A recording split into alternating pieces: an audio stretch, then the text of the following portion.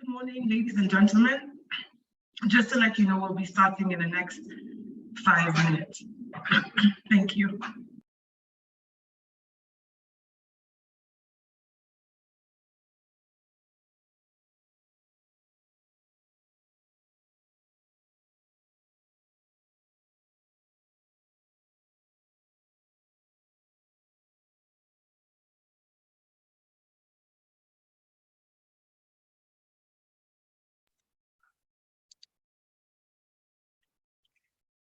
So good morning, ladies and gentlemen. My name is Lele Balde, and I'll be your moderator for today's event.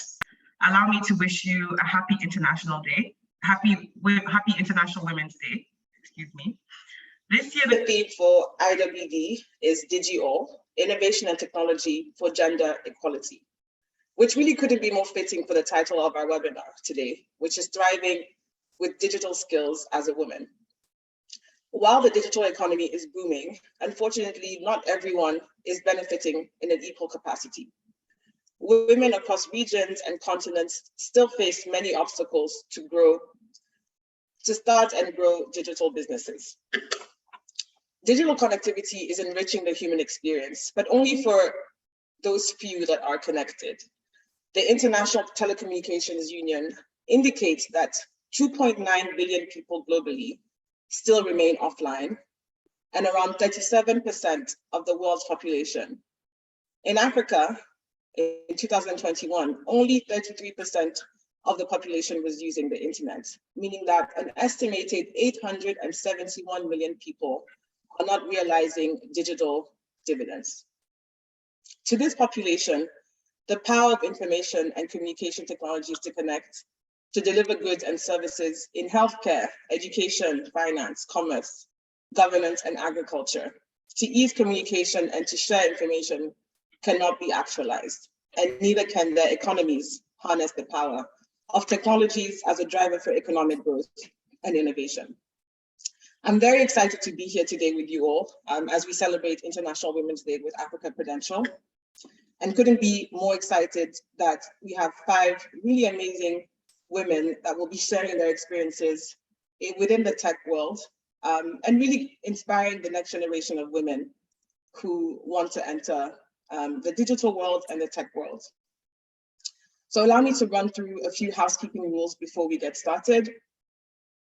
I will ask all of the panelists to turn on their videos after the keynote speech and the welcome address by the CEO of Africa Prudential.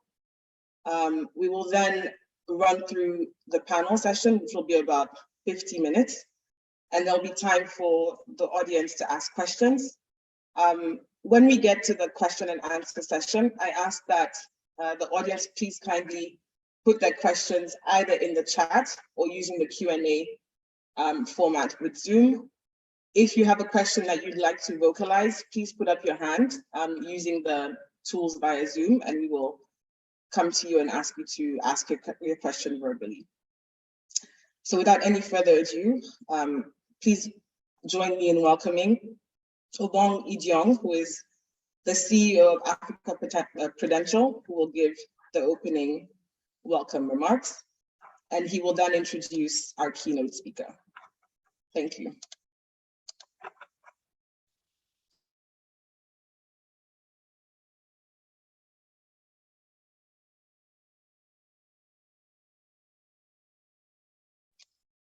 So I'd like to call on Obong Idiong. Okay, great. Thank you very much. I'm Lely. Good morning, everybody. Thank you very much for joining us today as we speak on innovation and technology for gender equality. We find the topic very, very important at this time, and for us at Africa Prudential in doing a lot in digital technology, we see that promoting equality and thriving digital skills in the woman is very, very key. We have very, very distinguished panelists here, and I think I have a very easy job of introducing the panelists and also our keynote speaker. I would like to first introduce Fumbi Chima, who is a global technology executive, and she would be our keynote speaker for today. Incidentally, Fumbi is also a non-executive director at Africa Prudential PLC. We have Phil Maduago, a country HR Nigeria, who is the country HR head of Nigeria for Nokia Solutions and Networks. We have Damilola Odunfoa, co-founder and CEO, Backdrop. We have the former country director, MFS Africa, Folakemi Foladun. We also have head of product expansion of Paystack, Khadija Abdu. You'd agree with me that this is a very, very experienced group of women that have, taken leadership and had leadership experiences across the digital space. And we're looking forward to getting, to learn a lot from the experiences, life experiences, and the knowledge that we would gain from this webinar. Again, thank you very much, Lely, for hosting this, and looking forward to the event. Thank you. Thank you very much, Olong, for setting the tone and for letting people know who our distinguished panelists are. Ms. Fumi Chima, Chief Investment Officer at Adidas, over to you for the keynote address. All right, good morning. Oh, sorry, it is good morning for everyone because it is very early for me over in the United States. I'm calling you from all the way from the Seattle, Washington State in United States. So I am absolutely honored and delighted to be with you all tonight or this morning to kind of give you my perspective. It is, todays like this is always very important for me just to celebrate women, celebrate the achievement of a lot of people that have been ahead of me and they are yet to follow me, and aspire the trailblazers that I've been with. So can you guys? I presume that they can all hear me because I feel like I'm spotlighting everyone. But what I wanted to do this morning for everyone was really just give you a perspective, and I think around what it is to be a woman and be a woman in technology.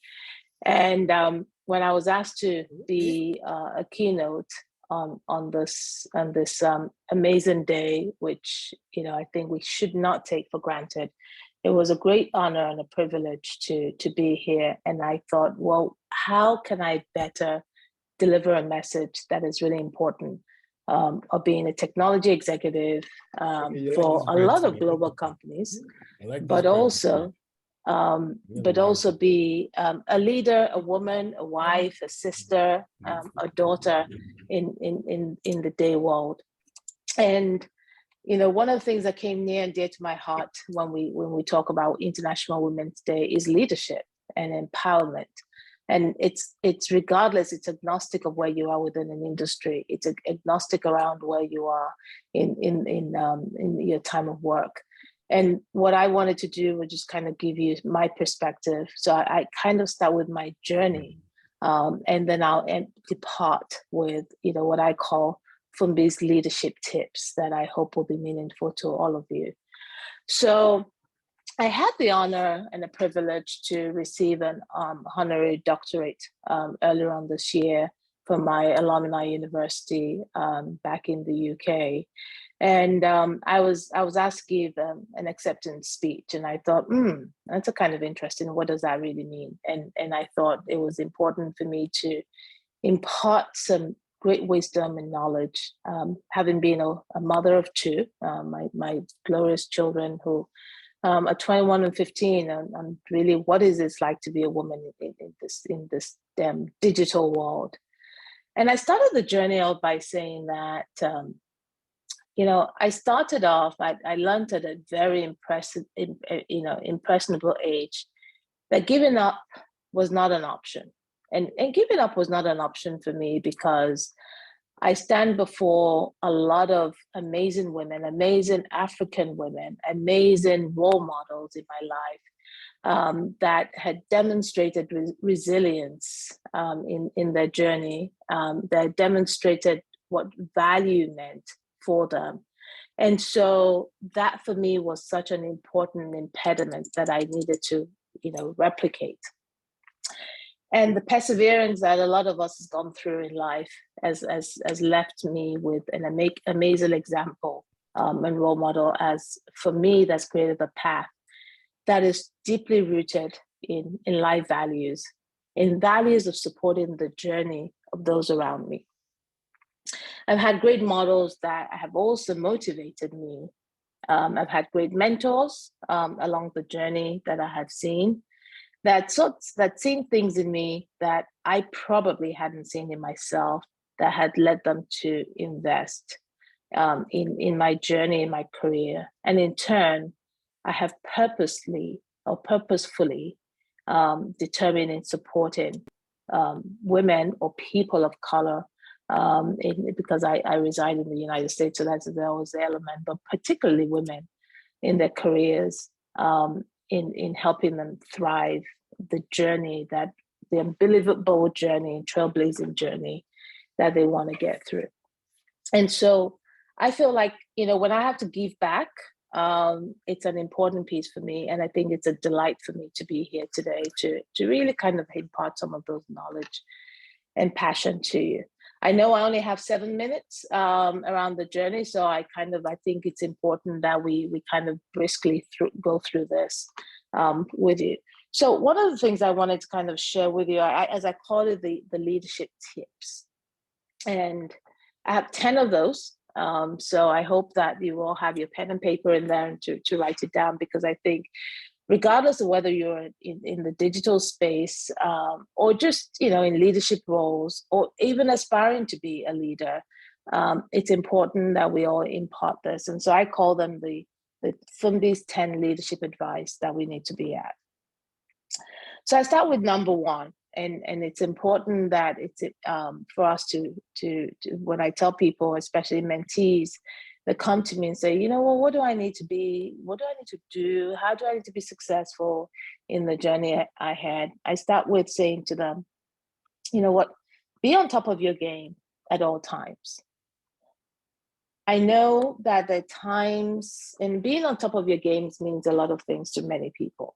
But for me, it means, I know a lot of times when we have bad days at home, but I encourage everyone that, once you walk through those doors at work, we have to leave our emotions at the door, because emotion is already a stigmatism for women, because we need to kind of, take that back.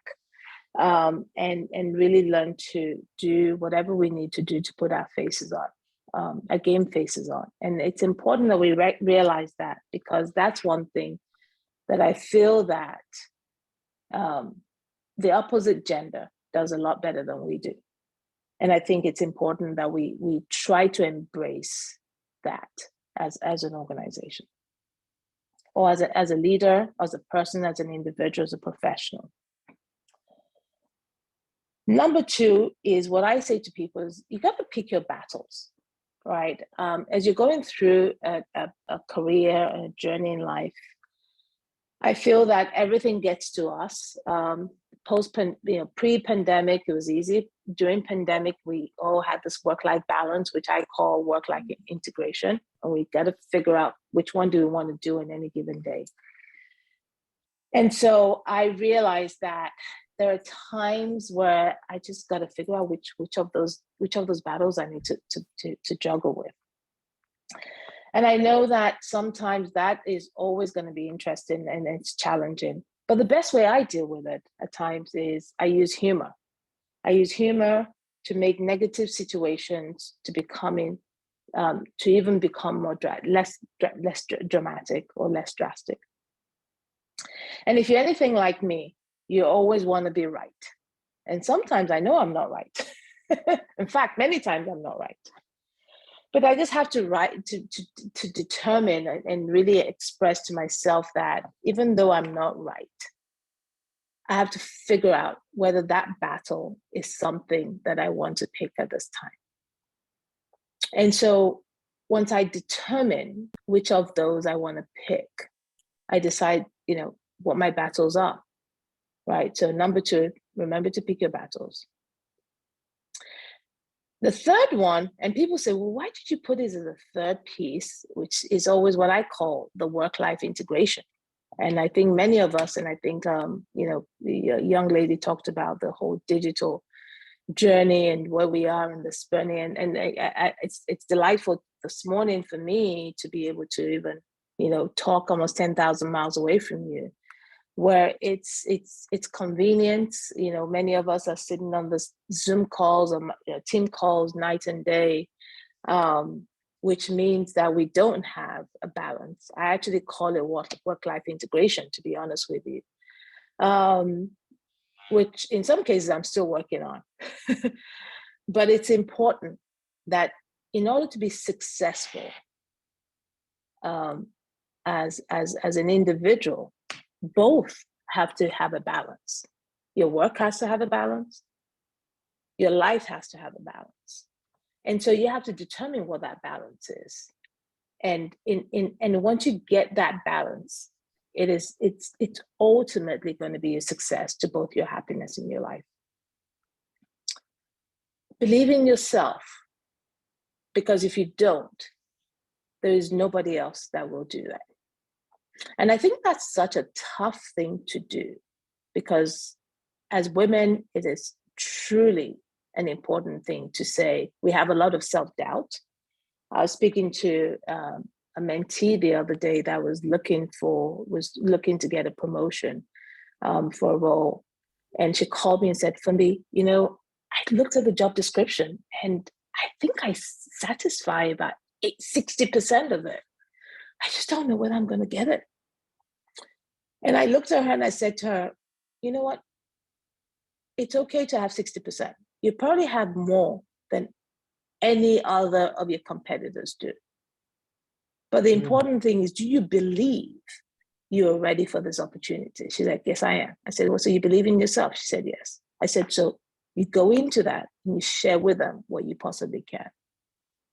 And that goes back to believing yourself, because if you do, if you don't, who else will, right? So it's an important factor. And that's why I put it in right in the middle, second to the middle of the important steps of my 10 leadership lessons and tips. That you truly have to believe in yourself.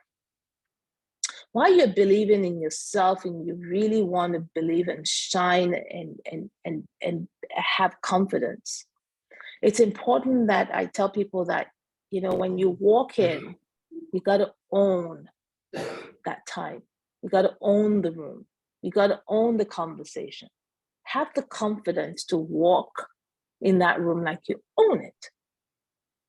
You got to stay on top of those latest news. You got to stay on top of the conversations. You need to be able to have the conversation as your own, like you drive it.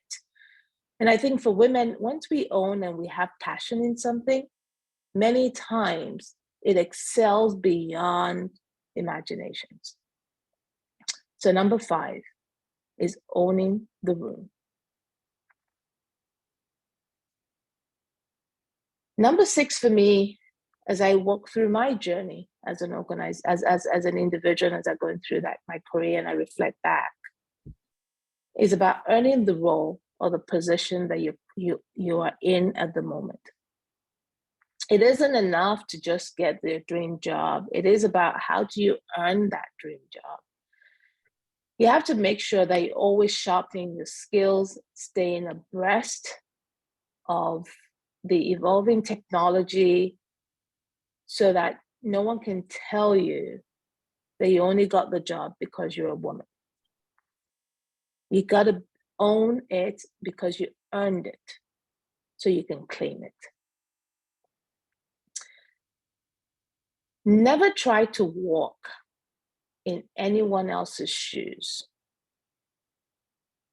because you were fearfully and wonderfully made all the way you are. Someone else's shoes always made it feel not yours. And this may not be the same size or the structure, and not to mention that you really don't know what's in their shoes until you step in them. I always tell people that imagine that you are a size 6, and then you're wearing a size 8. How uncomfortable that would be. You know, the shoes is much bigger than you are, and you're trying to figure it out and stepping on those steps or dancing those hills.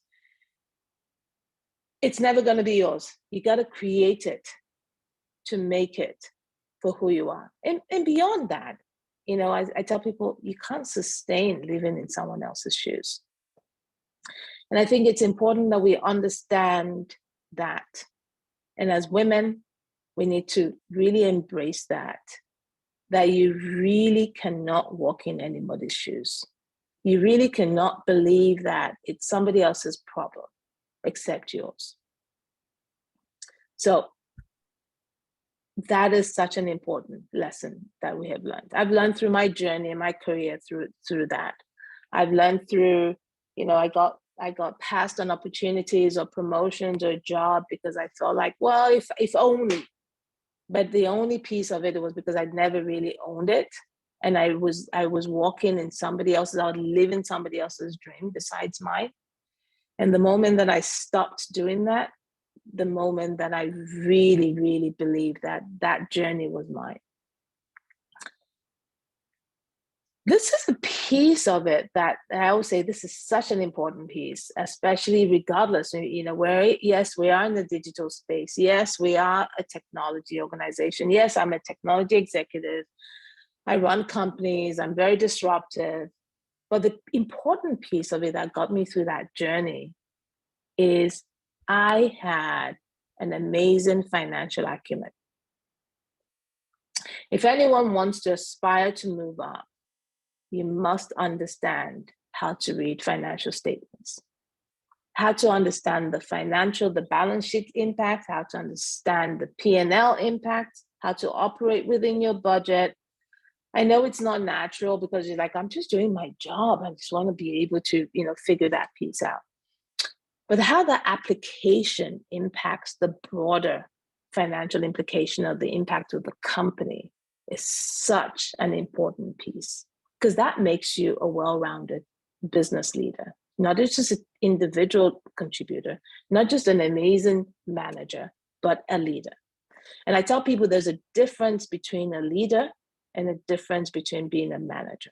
And this is one will make you there. So understand that impact, understand that financial implication, understand the macro and the economic impact. Doesn't mean that it doesn't have anything to do with your job, but once you understand that, you can relate what your job means to what is for everybody else. Broadening your perspective. And this is, I'd say to people, it's not as easy as it seems. Right? It means sometimes we have to come out of our box. You know, we have to gain a broader understanding. We have to see things thoroughly the way they are meant to be seen. We have to be able to continue to grow. We have to continue to have that, you know, the ability to invite others into our thoughts. We have to be able to, you know, have to share with other people to say, I really don't understand this. What does this really mean? You know, I tell to people that you have to seek to understand. And I think sometimes because we're so in our own little ways and trying to really be very narrow in our focus, we tend to not try to broaden our perspective. But as a leader, we have to, because everything comes in everything that we do helps us really to do that.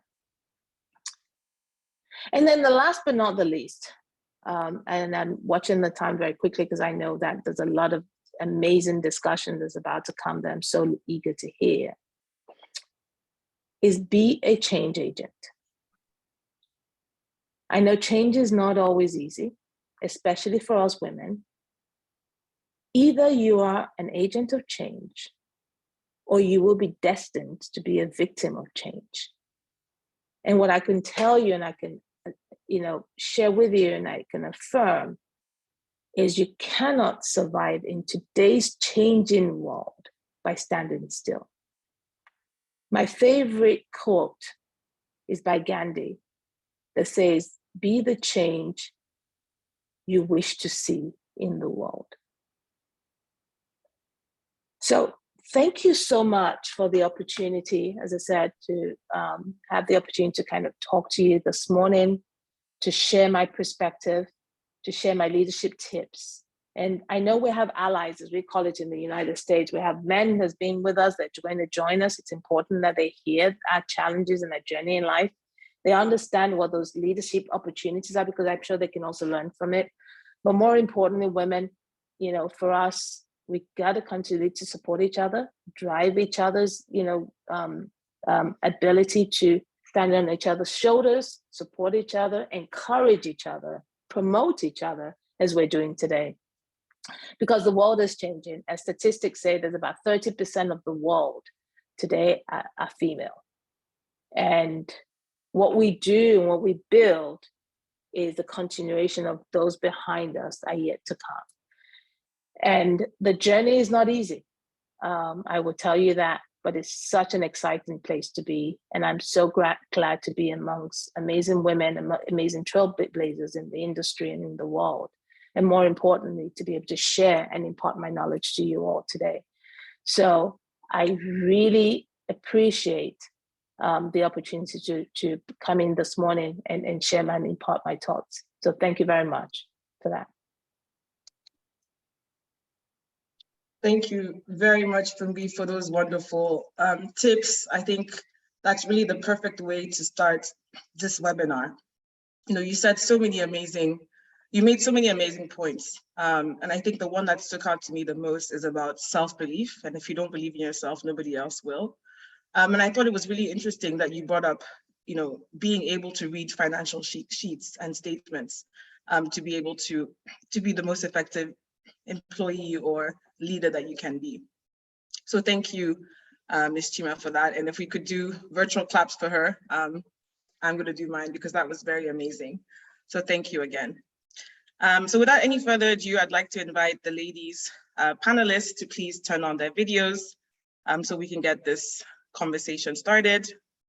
Khadija, I see you. Great. Phil, Folakami, and Dami, would love to see your faces so we can get going on this webinar. You know, as we were going through, you know, the different types of companies that are represented by the women, I thought it would be interesting to kind of, you know, give an overview for the audience. So we have Khadija, who's representing Paystack, which is a Nigerian financial technology company that offers payment processing services to businesses. And it was actually acquired by the Irish-American service company Stripe for 200 million in 2020. We have Nokia, which is a Finnish multinational telecommunications company, you know, based out of Finland. They have approximately 92,000 employees across 100 countries and do business in over 130 countries with reported revenues of over 23 billion euros. We have Backdrop, which is an app and social network that lets people find and share beautiful spaces around the world.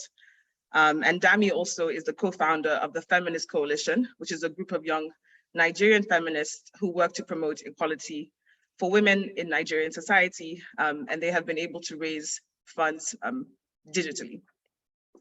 Finally, MFS Africa is the leading digital payments gateway supported by multicultural, multi-talented, and an agile team from over 30 different nations that is driven to create access to a borderless world.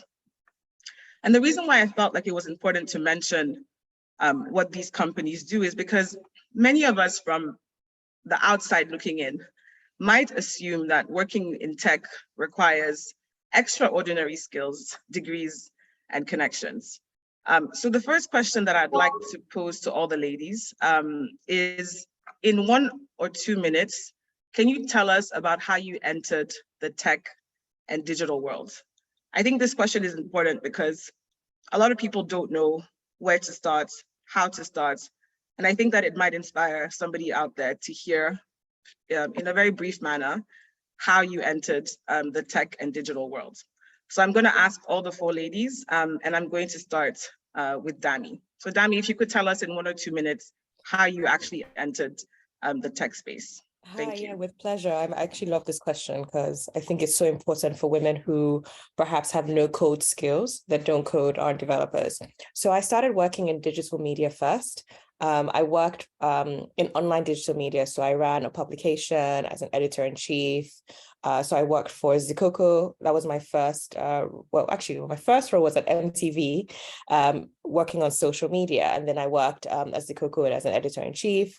So that was pure digital media. And that involves, yes, you lead a bunch of journalists and writers, but you do a lot of data and analytics. So you have to understand social media tools, data and digital media tools. And my proper foray into tech came in as me leading communications for a tech company. So taking my editorial and journalistic background into comms. And so I worked as the head of PR and comms for Africa at Binance, which is a cryptocurrency company. And in that role, I got to do a lot from obviously regular PR and comms, but a lot of like product marketing and a lot of product communications, which became my role later on as head of product communications. And in that role, I was able to really work very closely with like product marketers, engineering team, all of that stuff. And then obviously I founded my own company, Backdrop, which is a travel app and a social network. And it's very obviously tech-based. It's literally an app that you use to find places to go to. So think of it like a consumer social product. And so there, obviously, I lead a team of product managers, designers, and all of that stuff. Yeah. Wonderful. Sounds like a very exciting career path you've had. Folakemi, I'd love to hear from you as well. Thank you, Lele. Thank you, everyone, and thanks to Africa Prudential for this opportunity to be here today. So my background really is, if you look at it, I always say this, is in finance and economics, and I think it's important. This is a very important question, especially because people think that for you to have a career in tech, or in the digital space, you need to be a technical person. But there are other opportunities beyond just the technical, which I think I would say I'm one of those examples of other skills or the relevance that you can bring to tech without being a core tech person. So I started out working in the bank. I was a credit analyst before I started to work with Jumia. So I was one of the first team, Jumia team in Nigeria, looking after. I was doing business development for one of their classified businesses. And after that, I went into proper corporate work for a company called Liberty, sister company to Standard Bank. And I was responsible for strategy for West Africa. I think I got, at that point in my career, I felt I needed to do more. And I was at this crossroad between going to do an MBA or, going into startup. I was fortunate to meet one of the incredible founders to have come out of Nigeria, Paga, Tayo Viosu, who convinced me to come join his team. So I joined Paga as the general manager in charge of the digital business, leading a digital business without having any technical background. And I did that for 4 years. Before moving to join MFS Africa, looking after the business in Nigeria. And so my experience so far has really been around how do you apply non-technical skills to build businesses in the digital space. So I'm really happy about the opportunity to help to speak more to how women can sort of start and lead with what they have and learn more about technology as they come into the space. Got it. Thank you so much for sharing. Khadija, I'd love to hear from you. Sure. Hi, everyone, and happy International Women's Day to all the women in the group. My story is always hilarious because I feel like it's a very unorthodox path. My background is actually in electrical engineering, but I feel like a fraud anytime I say that because I'm not sure how much it counts. I've never really worked as an electrical engineer, and I barely remember anything that I learned in school. So right out of school, and purely by chance, I started working in customer support at InterSwitch at the time. And this was basically supposed to be a holiday job. And bear in mind that in 2007, there were no ATMs in Nigeria, there were no cards, there were no electronic payments. So it was a very risky move. Everybody expected electrical engineers to go work in oil companies or something, but I was willing to just explore it. And so I started doing customer support and just like bank partnership and operations, which didn't require any core technical skills. But then in order to be successful in the role, I had to understand the technology behind everything we were building. Very quickly, I started exploring like a variety of roles. I led the developer integrations team for some time. I worked as a quality assurance officer, basically making sure that the developers, all the releases that the software development team had built were up to par. I did a stint as a technical salesperson, trying to help the customers understand what we were building, because again, it was very nascent at the time to be pitching financial technology products, and then went on to do business operations, project management. I've had a very interesting path. And I think I ended up in product management, which really resonated with me because it's sort of one role that allows you to do many things, but is recognized as one thing. And since then, I've sort of grown my path as a product manager, leading strategy, business, and scaling technology products across multiple countries now at Paystack. So yeah, it's been an interesting ride, and that's how I ended up here.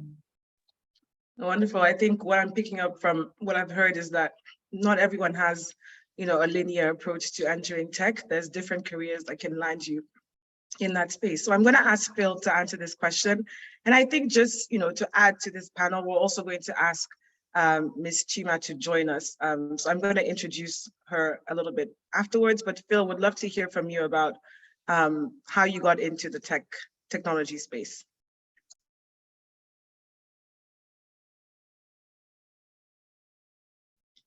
Thank you so much for that. And it's interesting hearing about how all the other ladies have found their way into technology.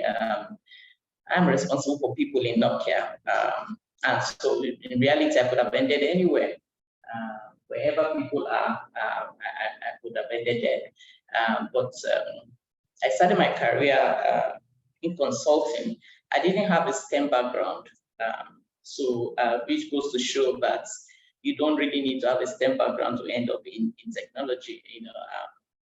I didn't have a STEM background, but I worked with a lot of technology companies in my consulting career.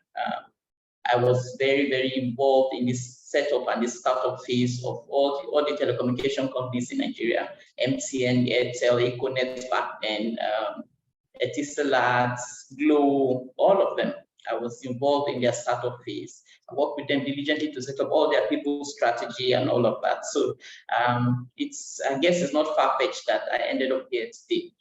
When Nokia came calling, it was exciting. The position was exciting, and I felt that it was something I wanted to look into. And here I am. Thank you. Wonderful. Thank you so much for that, Phil. I wanted to see if Fumbi is online. I think it might be. I am. Okay, perfect. I am so online, yeah. Perfect. I thought my session was over, so I was going to go back to bed. It is over, but we want you on this panel. So thank you so much for not going to bed. I appreciate your flexibility. So same question to you. Tell us how you got into the tech space. I mean, you're a global CIO. You're recognized globally for the work that you've been able to do. So tell us how you actually got into the technology and digital space. Yeah, and just a point of clarification, it says I was a global investment officer. I'm actually a global technology officer, but which I do invest in a lot of tech companies, so it's a different conversation. I think that when I look at what I hear, what everybody else said here, my journey is probably not any dissimilar to everyone else. I spent a lot of time. I actually started my career as an accountant. I was a chartered accountant many years ago, and the differentiating factor was that, and I worked in financial services, so it was fairly different. But the element of it is I worked with a lot of distressed companies. I helped get distressed companies out of financial challenges. And so because of that, I dealt a lot in taxations, in a lot of corporate finance, which invariably is about data, right? So, 30 years ago, people didn't think data was such an important thing, which data is now everything to everyone. And so that led my relationship into technology to really wanting to understand the business process. So starting as chartered accountant, moved into management consulting onto the strategy side and helping to advise, companies. And from there, the synergies between finance and technology was a natural marriage. I am one that I would say that is fairly curious. So I wanted to understand, how does this whole world of finance work into technology, into business process, into technology, technology, and that was where my career started from. So, I think it was Khadija that said, not everybody has to be STEM. Yes, you are a STEM person, so I applaud you. I appreciate being an electrical engineer in through that, and I think that's such an important facet to have. But I always tell people it's about STEAM, because there's an element of arts in that: science, technology, engineering, and arts, right, and maths. The creativity is such an important piece that we need to really take care of. So technology for me was a natural evolution, right? Because I work from the breadth, but much like everybody else, the career did not start. It was studied politics, philosophy, and economics at university, being an accountant, moving to management consulting, and now moving to technology and being a chief technology and transformation officer for one of the largest global companies in the world. One would never think about it, but I think it's about, the ability and the affinity to really have that natural curiosity, and the passion of technology is really what got me here. Thank you so much for that. Very inspiring stories from all of you. And, while we're here to be inspired, here to inspire the next generation of young women in tech, the reality is that while from what you described, it sounds like everything was hunky-dory and it was great. Everybody had a great time in terms of actually getting into the tech space. But I have a question for you, Folakemi. What challenges did you experience moving up the corporate ladder in the tech world? It's all well and good to talk about, how easy it is and how, you should be inspired to join the tech and digital space. But are there any challenges that you experience moving up the corporate ladder in tech? And that question is for Folakemi. Okay, thank you, Lily. So I like to start by saying that there isn't, the experiences that women go through are not unique to digital space. It cuts across every industry. For someone that has spent time working in corporates, in what you call non-tech, and now working in the tech space, I find that the challenges are the same across board. And I think for me, what I think I've sort of faced and tried to overcome over the years of being in both spaces, I think the first would be the stereotype that women typically face just because we're women, right? It's very easy to put us in a box just because of the way we speak, the way we look, or the way we act. There are people that assume that because of your appearance or your mannerism, you're not capable of doing certain things, or you're not capable of leadership, or you're not able to take decisions or firm decisions. And you find that in a lot of cases, we tend to be overlooked for those opportunities or for promotion. And you see yourself as a woman fighting to say, no, I'm different. No, I'm not what I look like. And I think in some cases, I've also heard of people that, have had to go change what they look like, just so that they can be respected, or they can be seen as capable of taking on challenges, or taking on more rewarding endeavors. So that's one, the gender stereotyping. The second one, I think for me, is that glass ceiling that we're all so familiar with. It's always easier for you to sort of, you start at the same level with men. And again, it's not a battle. We're not fighting men. But I think that, it's always nice to be able to compare your progress with your male counterparts.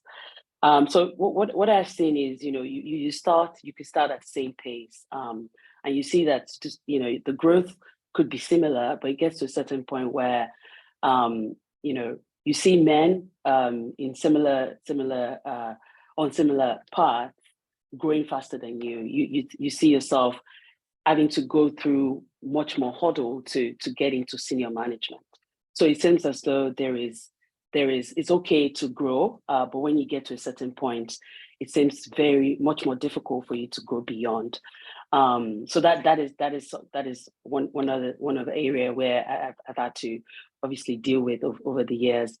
The third area is also the obvious pay gap that exists, and this comes in different. I think there's the one part of it which is the gap between what women earn compared to their male counterparts are just too wide. Research has shown that even disparity is up to 25% for what women earn compared to their male counterparts. But beyond that, there is also the idea that, and I've seen this happen as well, where women don't get hired, even when you put women in leadership positions. You're offering them lower paying senior, roles, management roles. And this is why, we still have, even though people are, businesses are claiming to have, female leaders, you find that, we still have fewer female CEOs, female CTOs, female CFOs, CEOs and the likes. There are some obvious titles that, you almost think are reserved for women. So those for me are the two components, and I think it's also important to say that the reason why we don't have these people, women occupying this C-suite positions, isn't because there aren't competent women. I think it's a lot more about organizations being more deliberate about going to find these women and giving that equal opportunity for women to be able to step up to these roles, especially in the tech space, where if we want women to take to take positions, we want more women to be a part of the digital economy. We need to be able to show that women can take up leadership position. We need to show that there is a high demand for women in the digital space. The last one for me, which I've had to also go through, I think, is the lack of mentorship and sponsorship. And Fumbi spoke about this earlier around mentorship. I think that it's the opportunities for women to get mentorship and sponsorship organically. It's much less than men do.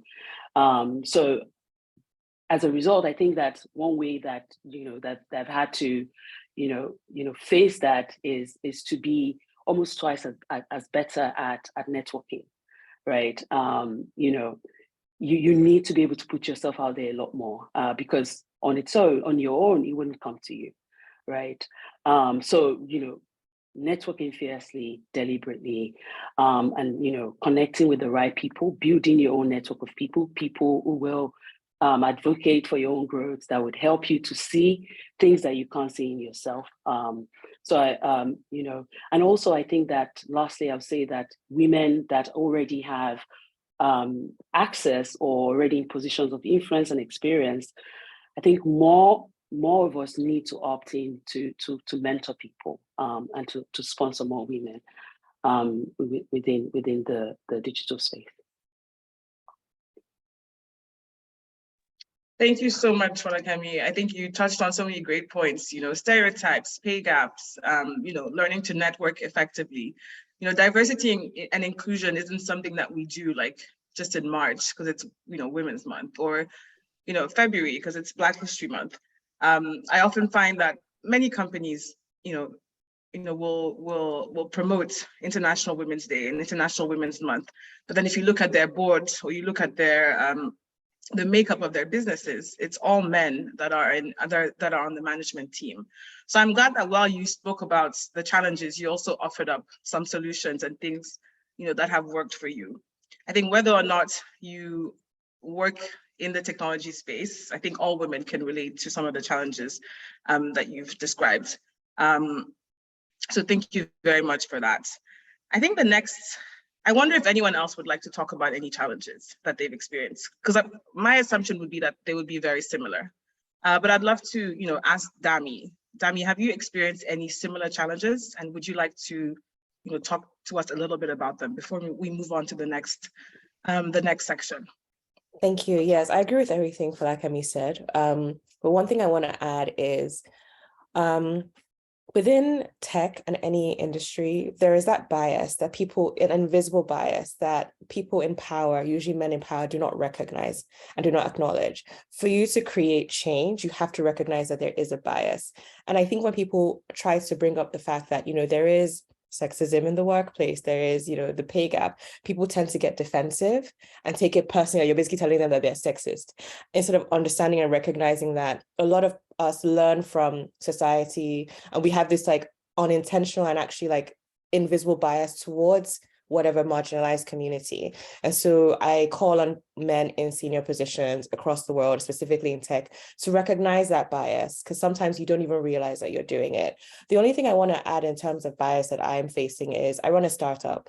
One of the key things with the startup is funding, and you definitely experience that bias in fundraising. To be quite frank, the expectations of me as a Black woman and as an African versus the expectations for a white man are very different. So when I go into meetings with VCs or investors, the questions they ask me, the amount of detail that they want, and I love the challenge, but I just know that what I'm expected to have achieved is much greater than certain other counterparts. And it cuts across, every industry. I remember during the one of the awards, the Hollywood Awards recently, I saw that I think Angela Bassett finally got an award, and all these like well-known women. And I was talking to a friend, and we're talking about the fact that these people are in their 50s and 60s. Also Michelle Yeoh, who's an Asian woman, and they're finally getting recognition. They've had to do so much to get to this point where they're recognized, whereas you have other people who don't have the resume or the capabilities who get access to whatever support earlier and easier.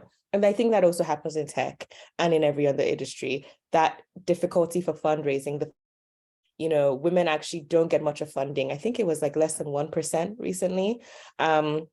So beyond even hiring women in senior positions is also like supporting businesses. And I think one thing that Falakemi said that I agree with is about mentorship. Having the right mentor that can help you and support you as a woman, whether you're in the C-suite level or you're running a business, is so important. We need men who have access to money, access to power, access to whatever, to support women in these positions a lot more. Yeah, that's what I wanted to add. Couldn't have said that better myself. And I think we'll get back to you on the funding question, because I think a lot of people, want to know about that. I think what you're referring to is he for she champions. Like, we need men to be feminists. We need men to participate in this conversation. So I think it's absolutely spot on. I'd like to move on to Ms. Fumbi. We had talked about mentorship and how important mentorship is. Could you please give us how does a woman find a mentor? Because it's really easy to talk about, okay, get a mentor, but not everybody knows how to find a mentor, or how do young women find mentors? And this question is for Ms. Fumbi. Thank you so much. And I just want to kind of echo what a lot of this, whether it's Damilola or Falakemi said around just the challenges we all have as a woman is real, right? Finding mentors, I always tell people that the word mentorship just seems really easy. I think we first need to define, what are you looking for in terms of help, in terms of growth, in terms of development. And I know, Phil, I have an amazing HR partner that, when we talk about talent, because I'm always talking about, I run a company, right? You talk about talent development. And there's always that element of we've got to do sponsorship and mentorship. It's almost like, how do we define what those competencies are? And I'm sure that you're nodding your head and going, okay, music to my ears, right? And so when people come to me and say, well, I need a mentor, my first question is, what for? Right. So because it is such a broad topic to talk about. So how do we define a mentor, define what are those competencies or skills that you need for? I can't be a mentor for everybody. People come to me, I need to be a mentor. I'm like, okay, great. What do you need help on? And then they go, oh, well, I just want to, have professional growth. That's sponsorship. There's a difference between mentorship and sponsorship. And I think it's important for people to understand the difference, right? I need the mentor to help me grow and develop and be that candor to help me, bridge the gap, whether it's communication, whether it's presentation, whether it's executive presence, whether it's, I talk about financial acumen, whether it's, business development or whatever it is, you define your lane. And then that mentor and definition of mentor is somebody that you aspire that go, oh my God, I really like what they're doing. You have to be very, very specific on what you need that individual to do. So that's a definition of mentorship. If people, and many people, really are really looking for sponsorship, that's very different, because that is one that you can't go and identify a sponsor, right? They have to see what you have done, your growth. They see the trajectory that you're doing, and then they become some becomes an obvious sponsor that helps you go through that path, and some are the people that you never really know. So I just think it's important that when that question is being asked, we differentiate the difference between mentorship and sponsorship, right? It's important for people to say, when I need to identify who I need for a mentor, I need to know what my skills are. So I've been privileged enough to have a lot of great mentors, but I've been very clear. My last piece of my journey when I started getting on public boards was I needed a mentor to help me understand how do I translate when I present to board as an executive is very different from when you sit on a corporate board, especially in a public company in the United States or United Kingdom, as I do. Expectations are very different. So I went to find a mentor who happens to be a chairman of one of the largest hospitality companies in the world, to ask her, which is a woman, happened to be a white woman, but it was great, to say, my aspiration is to do this. I want to sit on public boards. How could you mentor me to grow into that? It's very specific. And then she's now become a sponsor, going, oh, do you want to do X, Y, Z? So it's a very, very different. And I just want important that we all really understand the differentiating, because people think, oh, well, she's my mentor, she should help me through my career. I can't help people through their career if I don't know what your skills are. So you need to identify what that gap is. That's how you identify who your mentors are.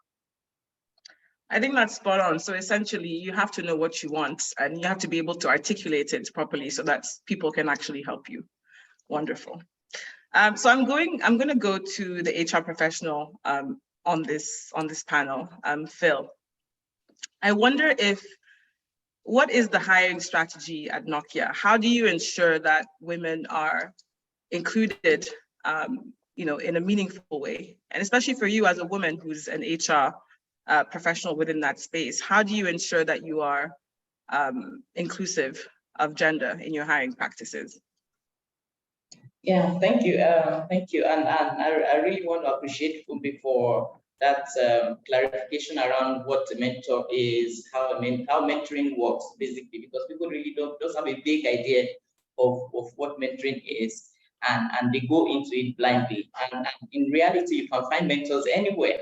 You can find mentors anywhere within the places you work, and there are organizations like Faith Foundation where you can approach and you can submit yourself to be mentored, depending on because all individuals have different phases of growth.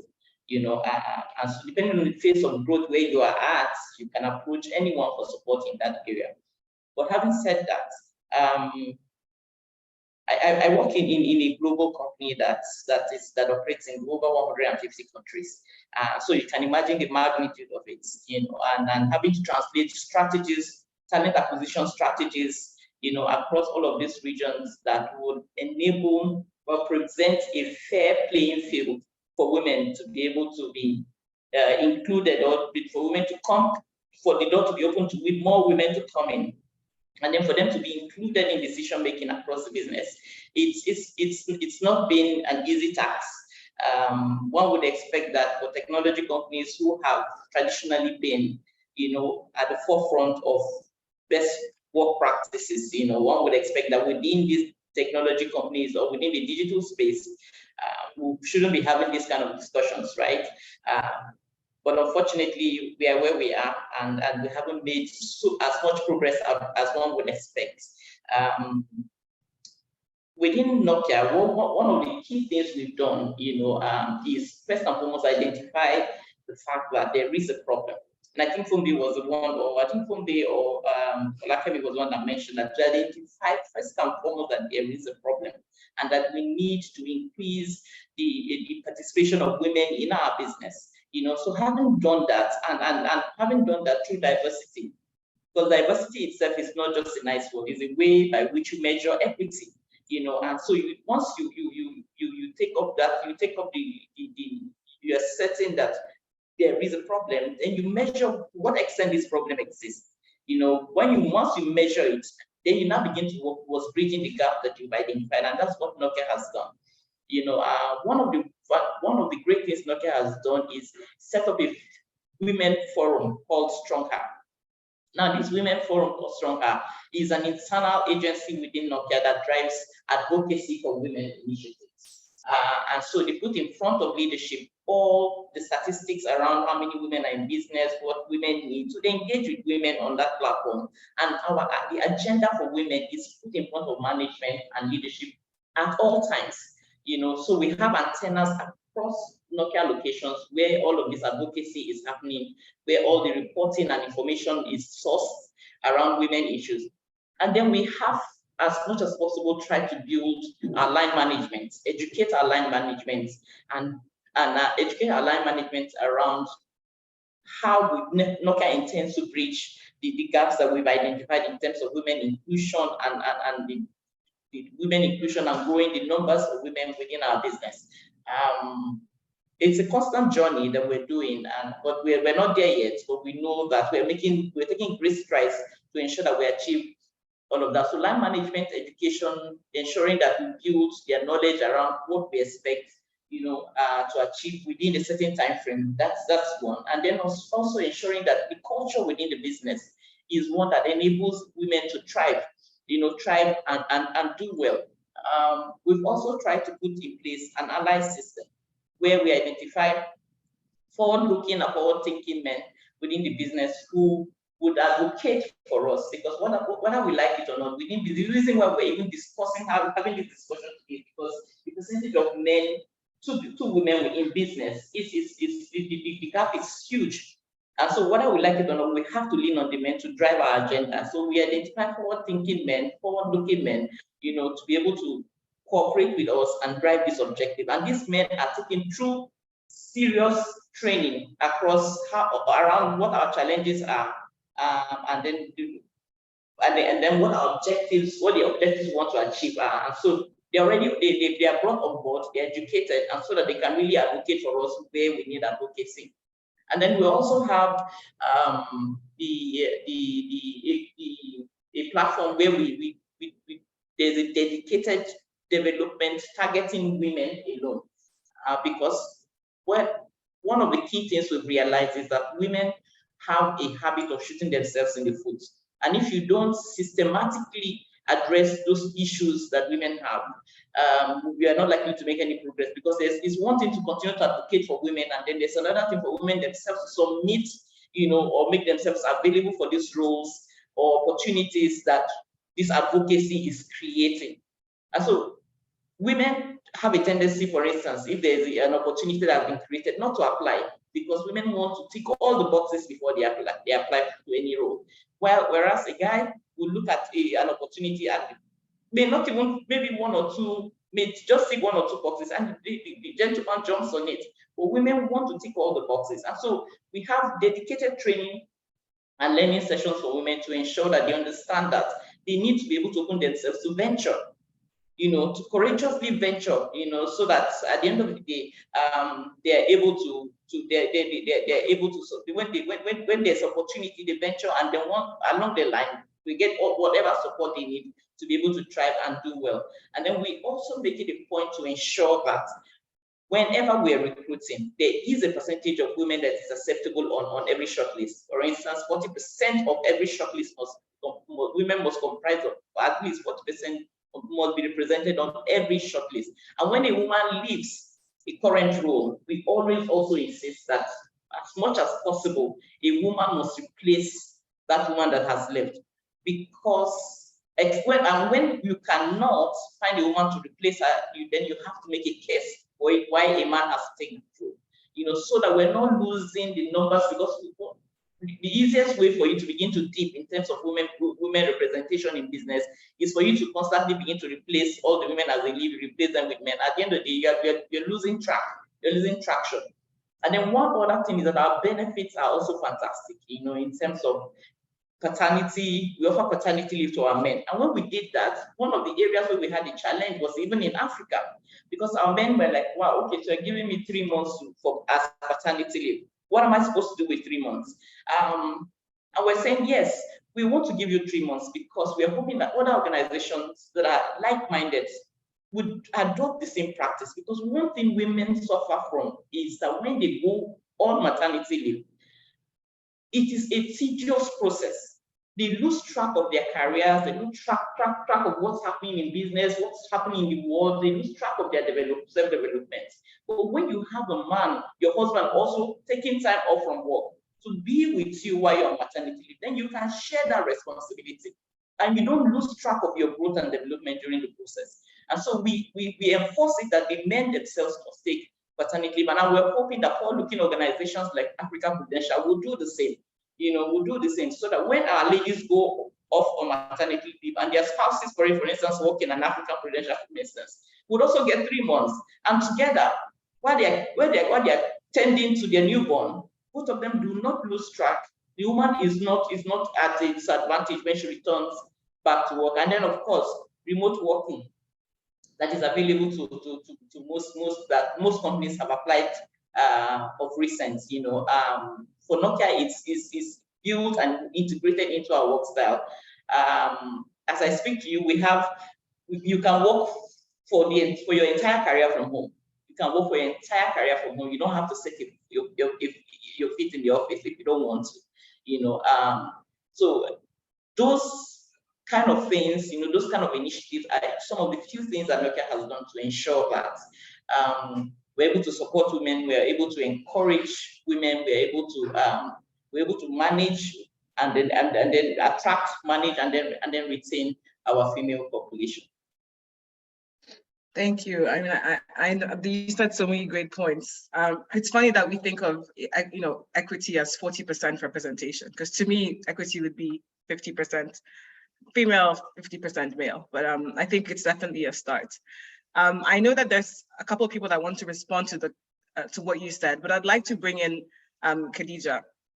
Khadija, from your perspective as the head of product expansion at Paystack, what are the skills that typically pay off for women in this digital economy? I'm sure that you work with a lot of women that are product managers that, within your team. What are the skills that really, really pay off within the technology ecosystem?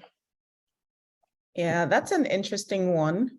I think, first of all, my perspective is I don't know that there are particular skills that are better suited to women more so than men in the digital economy. And by that, I mean, anybody can pick up a computer and learn something. The age we live in today has demystified so many things around knowledge. like almost anything is one YouTube video or tutorial away from learning. And as long as you can, watch the video and learn, whether you are a man or a woman, you can learn that skill, right? So that's the first premise. I don't think I know historically we've seen some, what's the word? We tend to think about women when we're talking about soft skills. And then for the more strategic or intellectual roles, we lean more towards men. But I don't think that's relevant in today's age, especially in the digital economy. What I will say is doing the work to find what resonates with you the most, and then matching those skills with a company that allows you lend those skills to your own goals or the vision of the company, what makes more sense. And I'll use myself as an example. I mean, I've worked in like many different roles across my 15-year career. And what helped me the most was being in a space where the company leadership, the company itself is designed around enabling growth, allowing me to pursue different interests, allowing me to upskill in different areas, try my hand at different things, and then potentially become a subject matter expert in each of those things. So whether you are, I like that there's like amazing representation on this panel. Think about how you can, like Phil said, you can do you can lead a people team anywhere. You could be in a bank, you could be in a technology company, you could be in, anything, but the core skill is being a great people person or HR manager. The same thing applies across roles like finance, accounting, strategy. Like the skill is the skill. And then this conversation is just centered around how do you apply those skills in a technology company in this digital age, right? So again, I think for me, it's more about just finding what works best for you, what you're really good at, what you enjoy, what you're passionate about. Once you come into your own from that perspective, you can then match it with the right company. And of course, like Fumbi said at the beginning, the best way to see the change you want to see is to create it, right? So if you don't find the best company to do that for, you can be like Dami and start your own company. But it comes down to finding your true passion and purpose, or what you're most interested in per time, and then applying that in a company that gives you room and space to learn, try new things, upskill, and just explore in a way that is fulfilling to you. Whether it's like remote work that's important, or the monetary compensation, or working with the best possible people you could ever work with, just match those two, and I think you'll be set up for success. Yeah. Wonderful. Thank you so much, Khadija. Great points that you made there. Before I invite Dami to respond to what Phil was saying, I'd like to invite our audience to please use the Q&A chat. I see a lot of questions that are coming in the chat. If you could use the Q&A tab, that would be great, just so that we can ensure that we get to your question towards the end of the panel. So Dami, I know that you wanted to respond and elaborate on what Phil had said, so over to you. Thank you. Yeah, actually, first, I want to agree with some of what Khadija said. I love everything about remote work. And I actually, in every job that I've done since, I'd say 2015, even before it became the cool thing to do, I've always asked for either hybrid or remote work, because I used to live in Lagos at the time, and I was like, this traffic, I'm not going to be productive. So I actually sought out roles that allowed me to have that. Often they were media and tech roles. So I agree on like finding, the kind of company that suits what you need, as well as your skills. But I just want to touch on the soft skills comment.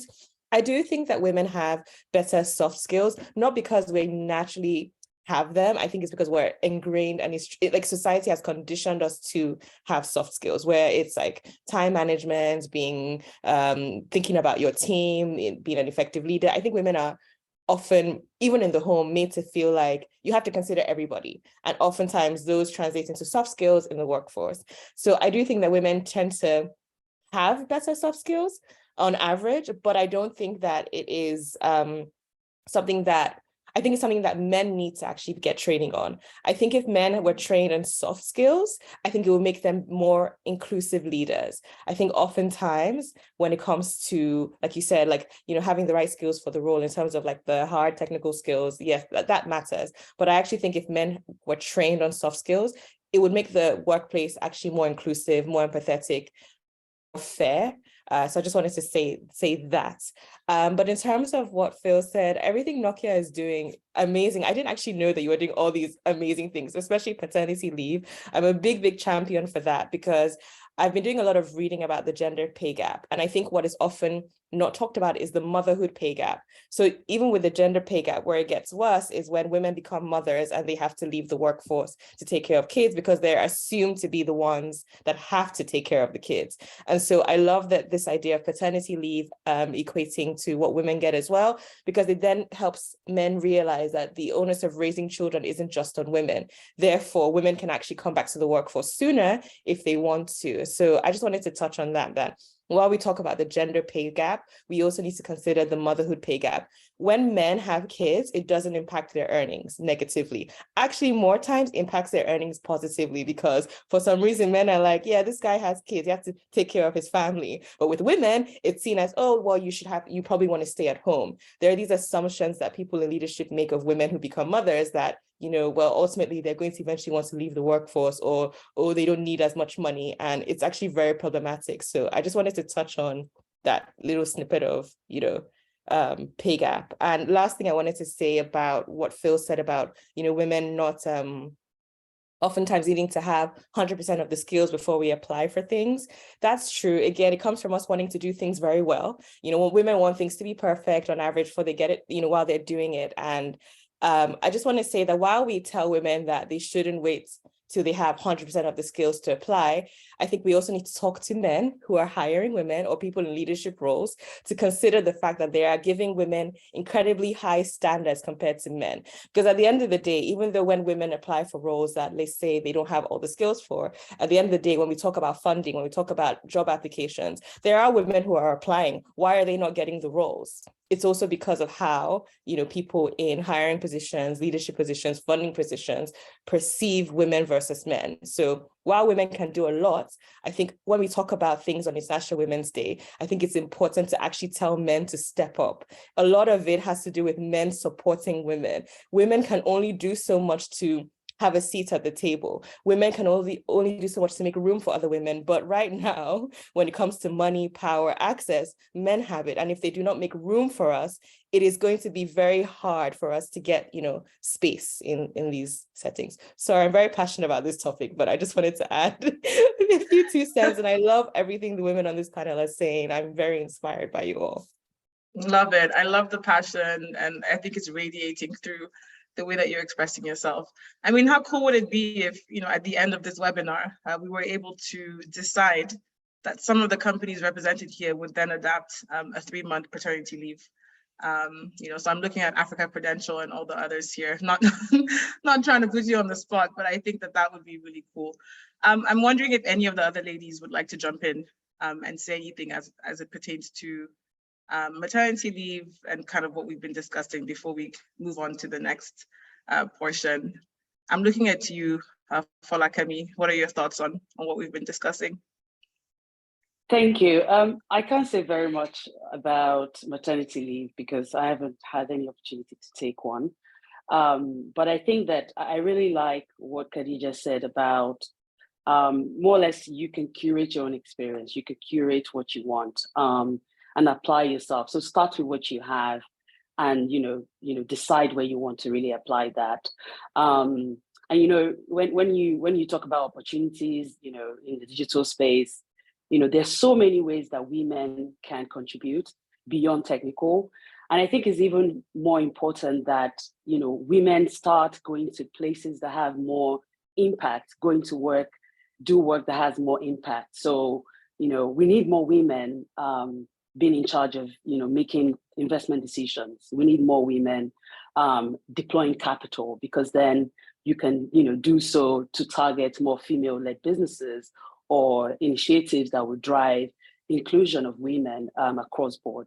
And we also need to, beyond funding, there are other areas like, security, advocacy, and others where, if you're a trained lawyer, for instance, you should be able to help, entrepreneurs, women who are starting, who don't know anything about starting a business to, to help them figure out the legal implication of starting a business, of raising capital. So, the fact that you're trained in a certain way does not mean that you can't obviously help to build businesses in the digital space. It doesn't mean that you can't really grow and lead and run digital businesses. I think the other point I wanted to sort of make was it's more around training, the need to train women. I think a lot of times organizations, these days now invest a lot of time and resources in, International Women's Day. But I think that it doesn't end there. We need to be able to fix or solve the problems that women face in the workplace is a continuous effort. It goes beyond International Women's Day. It goes beyond one training. It's a consistent investment in training women to acquire relevant skills that can be applied within the digital economy space. Also, training women to take leadership positions, right? Putting them on that leadership path. And we have to emphasize that, with every opportunity or any investment that a business intends to make, it's very important that, you have female represented, because as Damilola said, it's easier for men to access opportunities. It's easier for people to just organically pull men out of, even sometimes some men don't even think they're qualified, but they get the job because they're men, right? So it requires an additional step, just, being a little bit more intentional in order to be able to include women. And I think that, every organization should be ready and willing to do that work of investing extra time and resources in order to target women. And why that is important is that when you start, it makes it easier for us to get people to acquire the skills. If there's a demand for us, there'll be more of us, wanting to supply the skills, right? So I think those would be my 2 cents. Thank you. Thank you so much for Lakemi. So I'd like to, pivot a little bit and talk about access to funding. Because as we know, it's very difficult for women to raise funds. And I think Dami had alluded to this. So I'd like to ask the panel, how do women raise funds for their digital business? Because, for example, I'll give an example. When I was much younger and I was maybe like 15 or 16, and I would hear about like YouTube stars being like millionaires. And, I would always ask myself, like, how does creating content equal funds? Like, how are they able to create content that leads them to be able to, have income? So I think what's lacking a lot of the times is that the information is not there. People don't know that you can, be a subject matter expert on YouTube and make lots of money. People don't know how to raise funds for their digital businesses. So I'm looking at Dami and I'm looking at Fumbi for this question. How do women raise funds for their digital businesses? And what can we do about the literacy aspect of it and ensure that there isn't gatekeeping of information as it pertains to raising funds for digital businesses? So I'm asking this question to Fumbi and to Damilola. How do women raise funds for their digital businesses? Why don't we start with the entrepreneur, Miss Damilola, and then I can add into it, because I'm an investor, but I'm usually an investor. So why don't you start with how you go out and hustle? So I was gonna say I wanted you to go first, but fair enough. So I agree with Lele on the knowledge gap. So before I started fundraising for my startup, I had no clue how to go about it. A few of my co-founders had raised before, so obviously I could ask them questions, but I had to do a lot of reading, I had to do a lot of research. And in that research, I actually found that there's so many accelerators, so many now VCs that support Black people, that support women. And I felt like I discovered that a little bit too late. Like I didn't find them in the beginning. So the first thing is honestly to just go and look. Everything's on the internet, from LinkedIn to YouTube to Twitter, searching and doing that research is great. And also speaking to people in your community who might have a startup or who might have raised money before is also a really good start, because they can give you advice on what to do, what not to do, i.e. how to make your deck actually look, because creating your deck is a part. Understanding your numbers, understanding your data, all of that stuff really matters when you're going out to fundraise. So I would say that knowledge aspect, yes, is a big issue. In terms of how to make it better, I think more and more women are talking about fundraising, more and more women are becoming investors.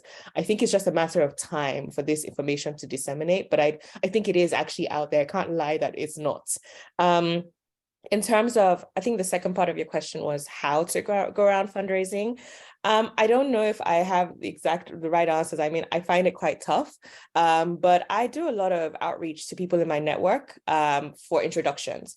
Sometimes some people would say that, cold emails are not effective and you need an intro. Yes, an intro always helps. If you know somebody who works at a VC firm or as an investor, that is a great way. But actually, for me, I've actually had a lot more success from cold emails. And I think what helps me is that I do research on the person. I think because of my background in comms, I'm able to apply that to fundraising, where before I reach out to any journalist in the past, I would do research on what stories they'd written. The same thing when I'm reaching out to an investor, I look at what kind of businesses have they invested in, what is their mandate, what are they interested in generally. And I try to make sure that my email is short, straight to the point, but also touches on, I'm reaching out to you because I see that you fund women in health tech. I'm reaching out to you because I see that you focus on consumer social, and I've had success there. Now, so the difficulty is not necessarily having those first calls or first emails with investors. It's in the making those decisions to actually come on board as an investor. I find that, like I said before, the standards are a little bit different. So I've seen companies with, let's say, no revenue, no product, whatever, get a lot of funding. And when I do a little bit of research, I find, okay, maybe they went to a certain school, or they have access to, especially, to be honest, like, Ivy League schools, or they have access to this and this person. And so I think with fundraising, I think the more women become investors will actually help, because that means that, there's more diversity out there. I also think that the more we have, investors who are aware of the bias when it comes to funding, and this percentages about funding, like I think it was between 1% and 2% goes to women every year. I think that will help. But in terms of just knowledge and putting yourself out there, there are a lot of resources, a lot of tools. There are also a lot of accelerators. A lot of companies, especially a lot of leading global tech companies, have accelerators to support women, to support Black people when it comes to fundraising. So that's great. The last thing I just want to say is that oftentimes, we've talked about mentorship on this call.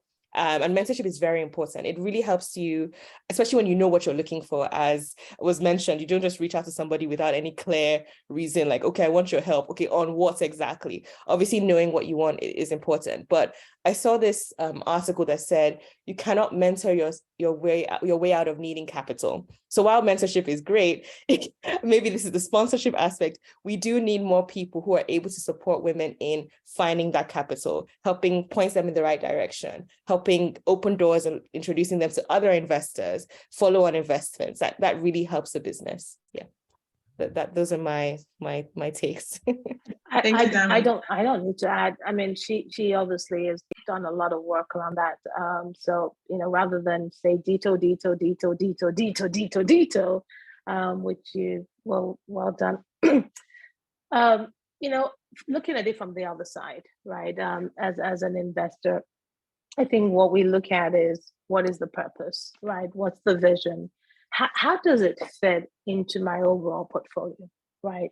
And I think that's the piece of it that we often have to help identify. I think, Daniel, like you said, is like, you got to be very specific around what you want.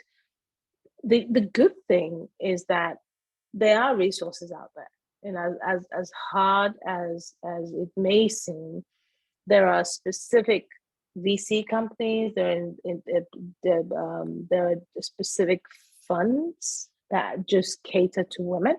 There are a lot of companies that cater to women in Africa. There are a lot of opportunities that you need to look at, and also part of it is also there are regulatory regulations that you have to comply with. So the SEC requires if you're a private equity or you're a VC firm, that you have to have about 10-15% of your portfolio to be diverse. But the fundamental piece of it is getting the playbook, right, as we call it, together, that has the right numbers. You can show the opportunities of growth, profitability over time, more particularly around the next 3 to 5 years. That's what most VCs look for, is what is that plan and what is that product maturity over the next 3 to 5 years. And I think that really, that's the way we look at it from that side, to be able to help you invest in those capabilities. It's not one size fits all, unfortunately. It is a very tough world. I invest in a lot of, high growth, high tech companies. My husband and I both own a VC firm that he runs and operates. And there are specific criteria that you have to go through. And if you don't fit in those criteria, no matter how much I have a sponsor or a mentee or a mentor, if you don't fit into that piece, it wouldn't work. So unfortunately, I think because that's how we measure the success of those funds, because it's all about returns as well, right? We also have to want to make returns so that we can continue to invest in other organizations as well. So it is a business, and I think people have to understand that. But it's about being clear, being concise, having the vision, knowing your numbers, not today, but what that projection is going to be at. But to your point, I think somebody said earlier on, YouTube away. You can read on YouTube, you can go on LinkedIn. There's a lot of websites out there that will help you to get through. There's a lot of resources out there. Awesome. It's great to hear from the investor perspective as well as the entrepreneur perspective. So I think, we've gotten to the stage where there's a lot of questions, and I want the audience to be able to ask the questions that they would like to get the answers to. So what I'm going to do is I'm going to go on to the Q&A portion of the event, and I'm going to be answering the questions live so that everybody can see the question that's being asked. So Khadija, we have a question here for you, and I think this is a wonderful question. And this is from Genevieve Davies. Khadija, did you ever feel imposter syndrome? I think imposter syndrome is something that a lot of women feel and experience. I think this is a perfect question. Over to you. And thank you, Genevieve, for the question. Sure. I think I'll answer this one anecdotally. So when I started my career in product management, I literally started following all the heads of products across all the tech companies in the world on Twitter, on LinkedIn. I was consuming everything they put out. I was like fangirling some people. And I remember coming to this product management conference in London to see this Martin guy that was like, in my mind, the god of product management. And he came on stage and was saying, this is ridiculous. Like, why are there 1,500 people gathered here to see me? And like, he's struggling with imposter syndrome. And I was like, wait, what? I think on that day, I realized that imposter syndrome is one thing that potentially never really goes away. There will almost always be times where you're confronted with a challenge and you feel like you're not good enough, or you wonder why are people listening to me? Why are they taking what I say as like sometimes when I speak and people are writing, I'm like, wait, what are you writing? Like, I haven't said anything you should write, So I think the short answer is, I struggle with imposter syndrome, especially if you're growthful. Like, I like to try new things. When I've done something and I feel like I'm good at it and comfortable, it's like, okay, what's next? So half the time, I don't know are we recording this? Okay, half the time, I don't feel like I'm an expert in whatever it is I'm trying to deal with. But the comfort I've realized is nobody really has like a playbook that they're referencing for life. Everybody is just figuring a lot of things out as they go along. And I think what differentiates people that do well in that area is being persistent, being comfortable with making mistakes, as long as you see them as a learning opportunity. So these days, anytime I feel like, oh my God, why am I going up against this thing? I don't think I can. I remind myself that I've done hard things in the past and I'm still standing. So technically it means I can do more. So the short answer is I just comfort myself by saying, if all those people I look up to are still struggling with it, then we're all together. I remind myself of things that have worked in the past. And then I feel like I have the courage to keep going. Yeah. Love that. It's crazy to think that someone who you looked up to so much was wondering why so many people came to see him. I think this just goes to show that we actually have to encourage one another and lift each other up, because we all experience imposter syndrome. So thank you for that answer. So we have another question here for Fumbi. I want to answer that live. Were there any specific experience that helped drive home any of the 10 rules that you shared? So what experience, can you talk, yeah. Yeah, I mean, there's a lot of experiences. Sorry, that question is from Adejoke Ekundayo. Okay, well, thanks for asking the question. I think that question is a very deep question. And how long do we have? Not long, but I think definitely what I'd say to you is that experiences is the best teacher, right? Out of everything. Having over almost three decades of experience, of years of experience, has learned for me to kind of have that retrospective perspective to be able to bring it forward. So when I think, we talk about imposter syndrome, yes, we all face it, even now. I sit in a boardroom and I'm going, oh, I'm sitting with ex-CEOs. Why am I here? And so, so for me, we talk about owning the room, right? I always tell people, you got to own it. You got to fake it till you make it. And so there are times where you have to do that. But I've seen the values of when I come across these things of being confident, I get a lot done. I hear people that may have not been, that being the naysayer or haven't necessarily had doubts, that change, their perspective.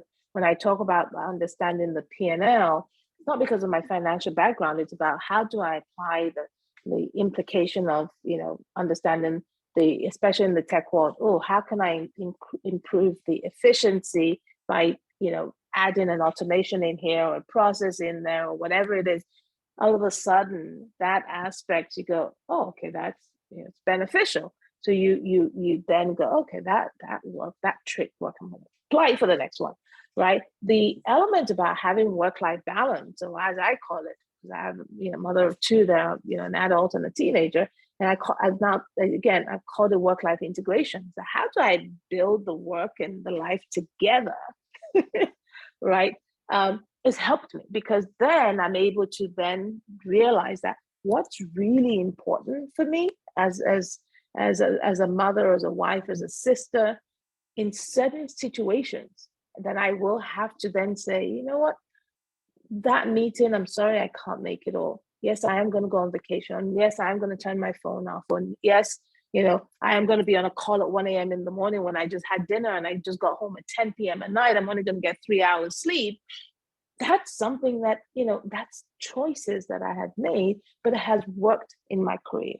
So I tell people that my lessons, you got to take the piece of it that works for you. Not all of it will, many of it will, but it will, because it's about life learning. So it's yes, it has applied in my varied years of experience, but we can kind of go through different elements of it. But I think that's enough nugget for the young lady that has asked that lovely question. But thank you for that. Thank you for sharing candidly. So we have a question here. It's from Reg Onad. It says, how can women in rural areas be digitally upskilled? And I absolutely love this question, because as we think of the digital divide, a lot of rural women are often left behind. So there isn't a specific person that this question is directed to, but I'm going to ask Phil. How can women in rural areas be digitally upskilled from the HR perspective? Well, there is a very good question, really, especially because we are in a digital world, and women, in terms of the population of the world, among both genders who are able to make ends meet, women are in the lower band. We find that a lot of women have small scale businesses that they run. aside from women who run small-scale businesses, there are then the young girls in the rural areas who also want to provide some knowledge about the digital world too. We have different organizations who look into these areas, but they're doing they're doing their best, but what they're doing is not enough. And some of the challenges that some of these organizations like the United Nations, who have an arm that's driving technology, ensuring that technology is really entrenched in the rural areas. One of the challenges they are having is our cultural perspective when it comes to the girl child. You make all of these learnings and you create all these learning and knowledge platforms for young girls, but then again, they are not available to access these learning platforms because most of them are involved in house chores that are designated to the girl child, while the boys are just roaming, around doing nothing, So even though the platforms are there, the girls can't access it because they are not available. They are not, the nature of their upbringing, of their socialization, does not allow them access this knowledge. And then women who are in business and need sort of these technologies to enable their businesses probably can't even afford this technology. We're talking of data, we're talking of the infrastructure itself, both hardware, software, all of that. Women can't afford all of these things to enable their small-scale businesses. And in terms of even software development or even the tools that have been what do you call it now, that are available to use, nothing has been designed to even meet the needs of these women in those rural areas. So I think a lot of work needs to be done around creating software, hardware, all of those things that will enable small businesses, and then also find ways to educate parents within the rural areas around girl child education, around digital knowledge acquisition, and also ensuring that we get more organizations involved in supporting the drive that some of the organizations who have set the pace, who have set the tone, what they're doing. We have more organizations supporting them to ensure that the reach is far and the execution is excellent. I think that's the most I can contribute. Thank you so much, Phil, for that. Falakemi, would you like to add to that? And then there's also another question for you.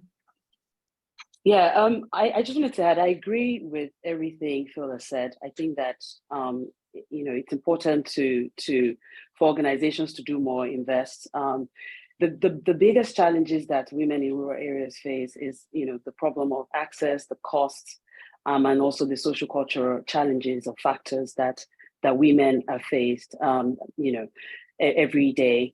I think that, the education is very key, and there are different channels that are more accessible to people living in the rural areas, like mobile learning programs that can help to facilitate or serve as available channels for women to be able to access this information. I think that beyond the training, which is very important, women and girls in the rural areas also needs to start seeing examples of women in their reality who are able to benefit or be empowered as a result of digital skills.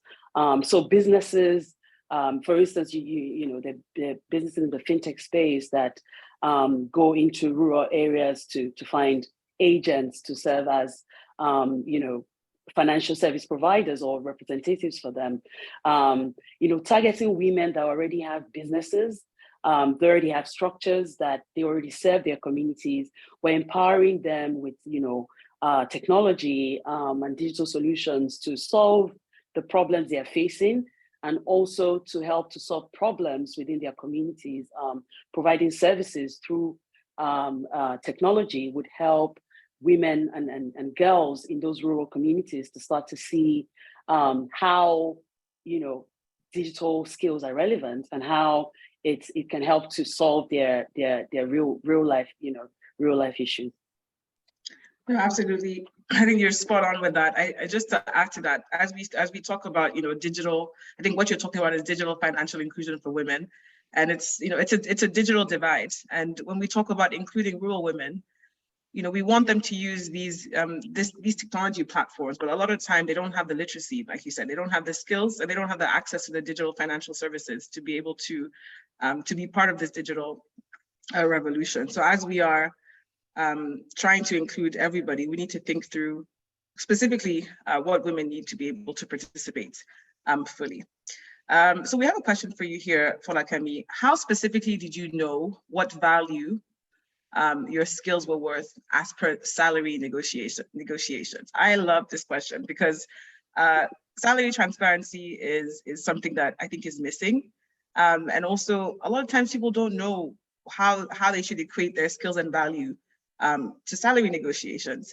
And then they end up, underselling themselves because they don't have the information. I, for one, have definitely been in those shoes. So how did you know what you were worth, per se? Thank you. I don't know who asked that question. Whoever it is. It was Marianne Solarin. Great question. Okay. Yeah, thank you, Marianne. I think, first, I think Marianne has asked me specifically because you think I've been able to, figure it out, or I fully know my worth. But I think that when I negotiate, the things that come to my mind are really more around what value am I bringing, what experience am I bringing to the table.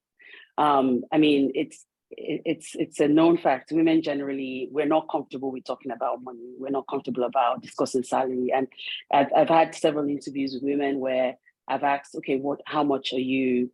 How much do you want for this role? And a lot of times, women say, well, I don't know. What are you offering?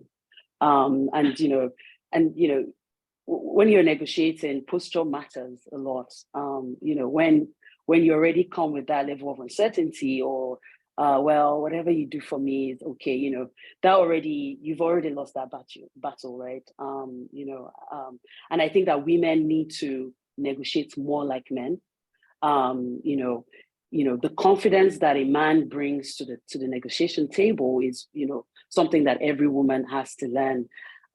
It's really about knowing what you deserve, and recognizing that you have every right to ask for what you deserve, because again, it's an exchange, right? So if you think that the skills that you're bringing is valuable, is worth something, you have to be confident in that, to be able to make that exchange. What amount is good enough for what you're bringing, or what you could potentially bring to the business. So the first thing, you need to know your value. You need to know what you deserve. You can determine that, based on, your obviously your background, your level of education, your experience. And then you need to do a lot of research, because a lot of times people ask for salaries just vaguely. Why do you want the salary? There's no reason. Oh, well, because I feel like you guys can afford to pay it. But as women, we need to be able to, justify to a large extent, and anyone else, I think men do this a lot, to justify why they've asked for this amount of money. So you need to do a lot of research to understand what, similar roles would attract in your market or in related markets, right? And I think lastly for me, one thing I do, which has always worked, is I always ask men that I look up to, before going to negotiate, I always ask them, men that I know that are on similar paths, they've gone through similar journeys. I always ask them how I should negotiate. In my shoes, how much would they ask for, right? And what would be the justification for why they want to ask for that. I know that there was once where I had asked, I think for me, I thought, I'd ask for, a good enough rate. And I went to one of my male mentors and he said, well, you definitely should ask for double of what you currently have in mind. And he gave me all the reasons why. And a lot of that had to do with his recognition of my value.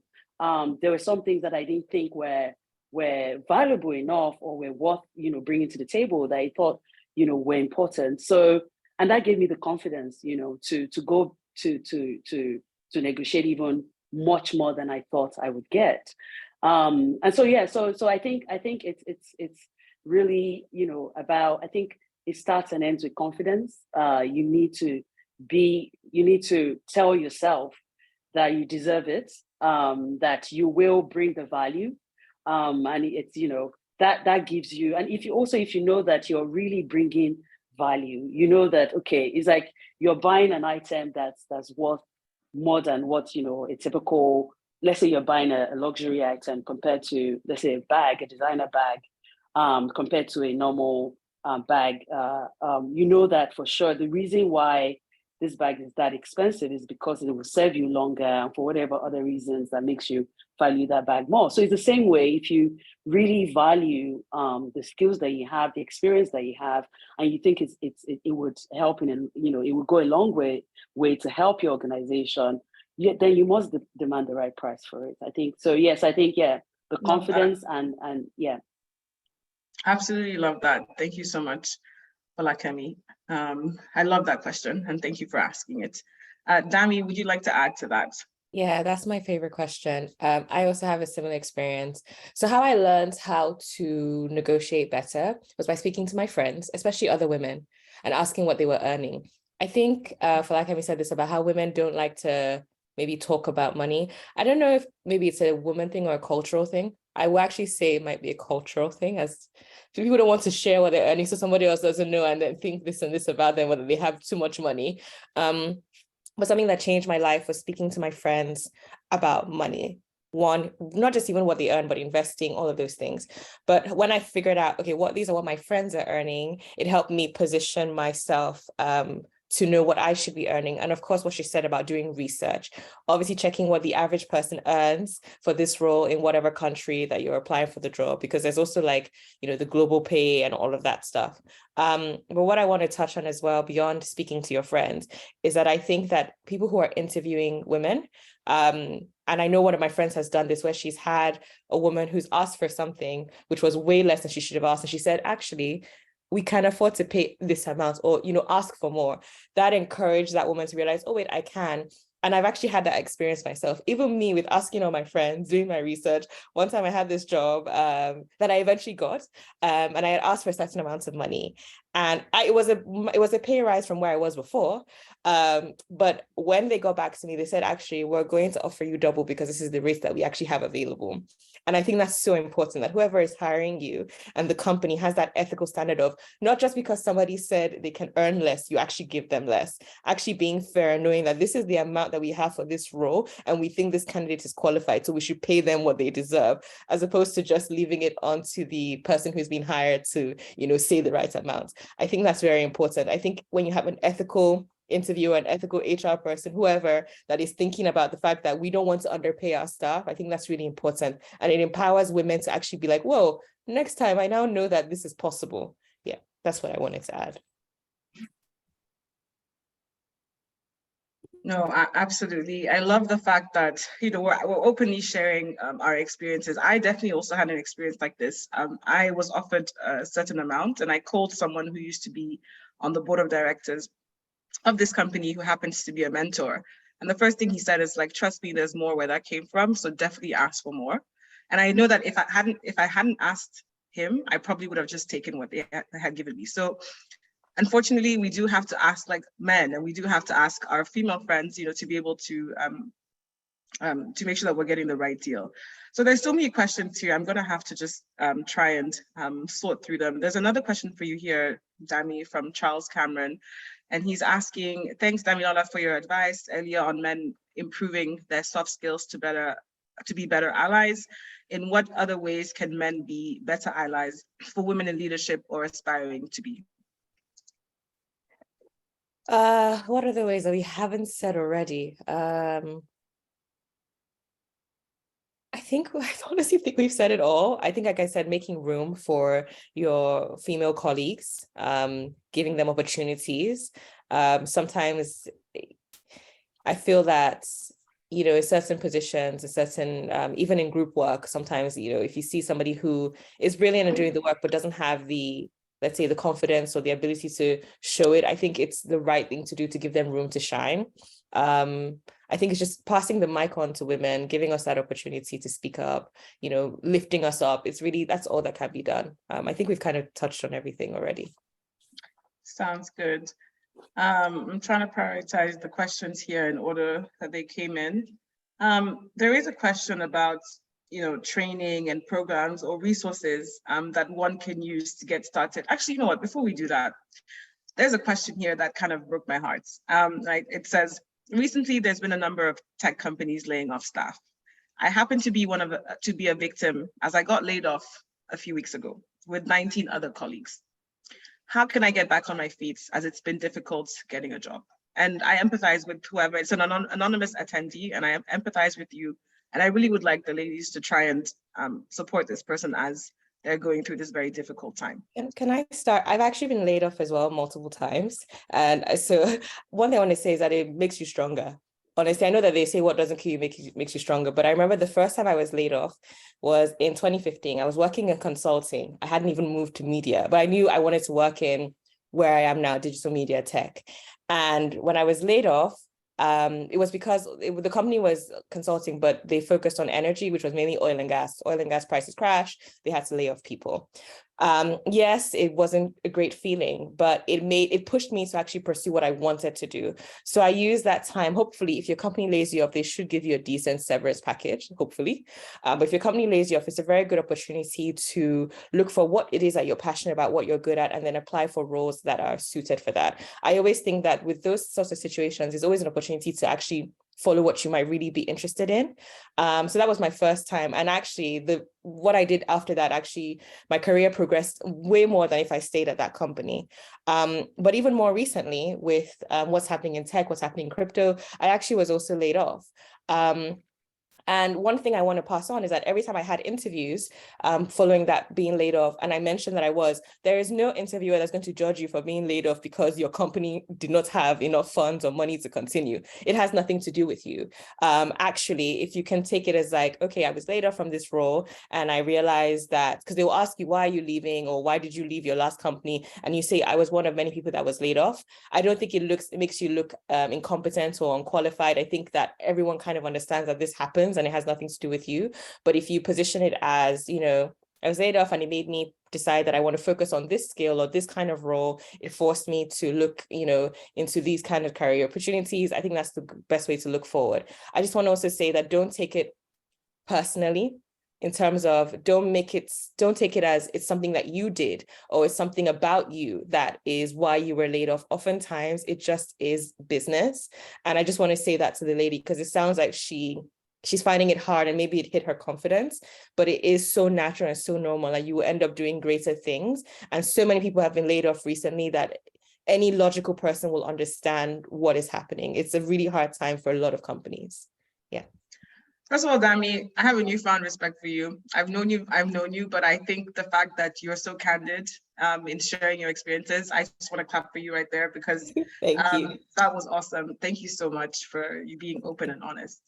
I'd like to go to Phil. Could we just get your HR perspective on this? You know, what advice do you have for someone who's recently been laid off? And I know we're going close to time, but I think it's worth hearing from you. Yeah, I think Dami has really touched on some of the key points. It's a business decision basically, so it's not about you. It does not speak to the value that you bring to business really. Companies lay off all the time, you know, and like she said, look at it from a perspective of this presents an opportunity for me to even look for something else that I might have been interested in, you know, and then identify an outplacement company that you can work with to help you really have conversations around your next placements, discussions with you around what core skills do you have right now, what areas of improvement do you need to focus on. Reach into your network. You've spoken to all of us.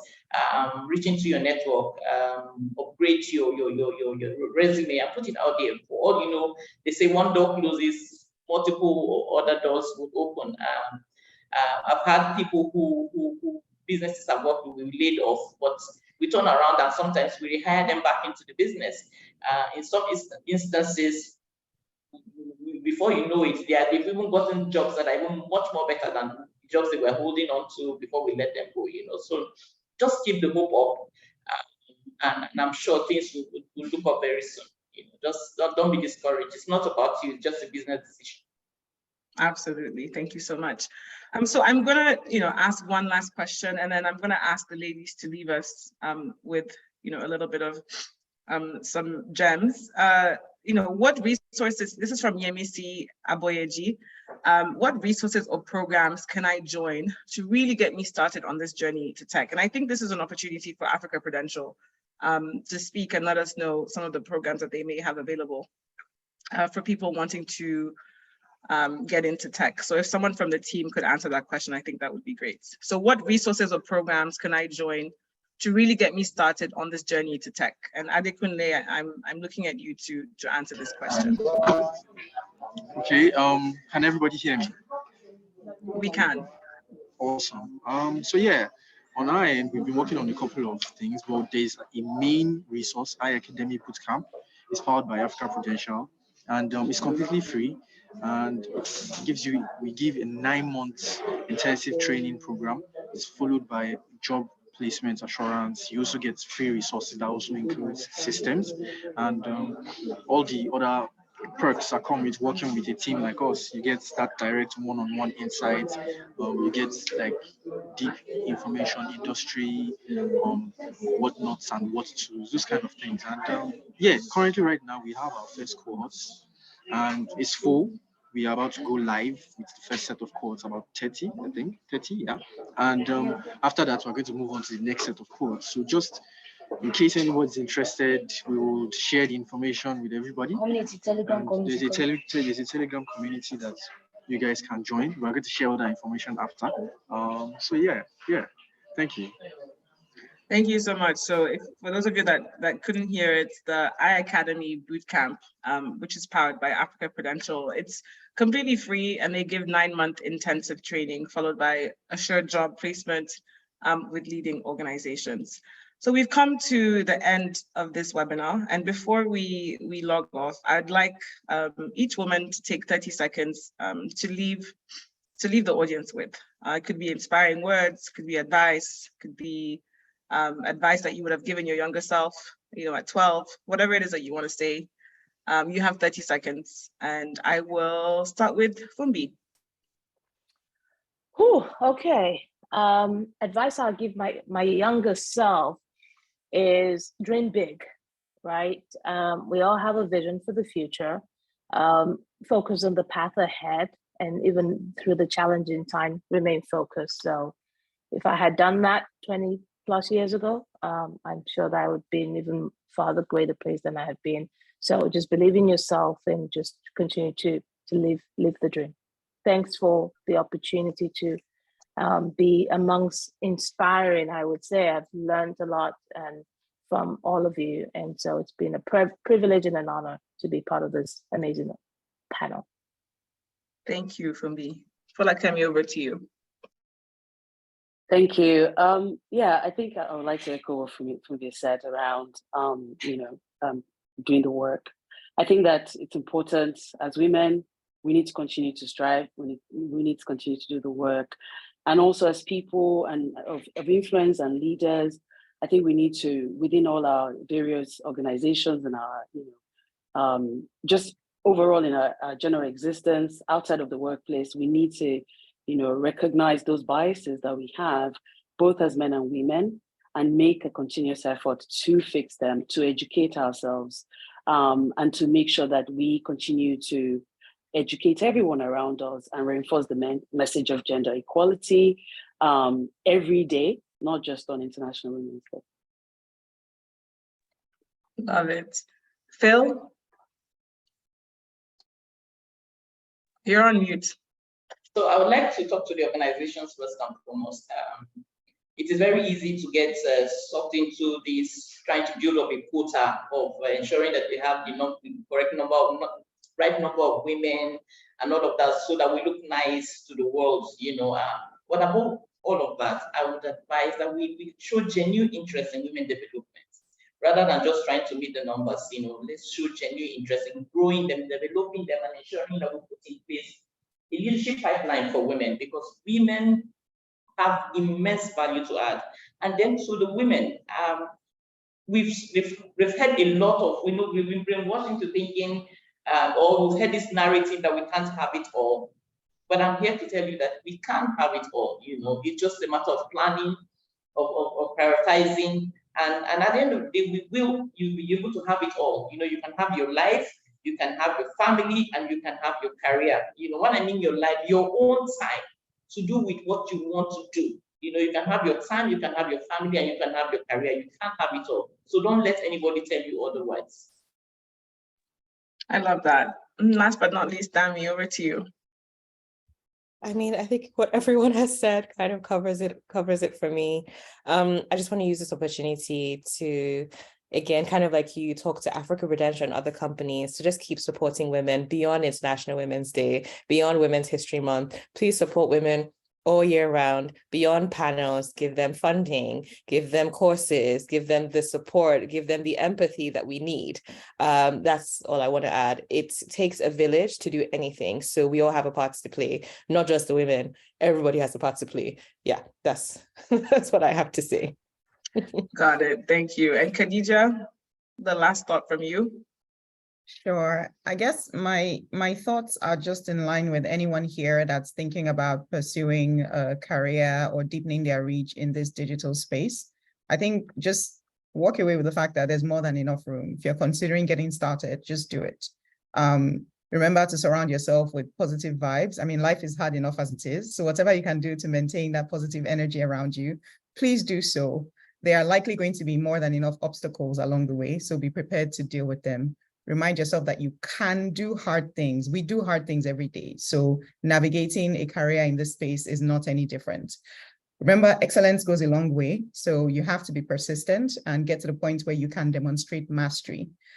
Regardless, as women, I know half the time we're held to higher standards, but you don't have to be excellent at everything all of the time. Once you focus on your strengths and hone that well enough, then you can just focus on strengthening those strengths and outsourcing your weaknesses. Enjoy the journey and feel free to reach out if you need any further thoughts or help. Thank you. I love that. I absolutely love what you said. And if I may add, I would say, dream big, give yourself grace. And also to the companies out there, pay us, like pay women, like we need money, pay us. All right, well, thank you all so much for joining this wonderful, inspiring webinar, Thriving with Digital Skills as a Woman, hosted by Africa Prudential PLC. My name is Lele Balde, and it's been a pleasure moderating this panel. Thank you to all our panelists, Folakemi, Phil, Damilola, Khadija, and Fumbi. You are all very inspiring women. And happy International Women's Day to everyone. And I hope that we continue to inspire and support each other, like Dami said, beyond International Women's Day, but on a regular basis. So thank you all, and thank you to the wonderful audience for your questions. We've had consistent attendance from 10 to 12:08, which I think goes to show how inspiring all the ladies are on this panel. So thank you all, and do have a lovely day. Thank you, everyone. Lovely speaking to you all. Bye. Thank you, everyone. Thank you. Bye.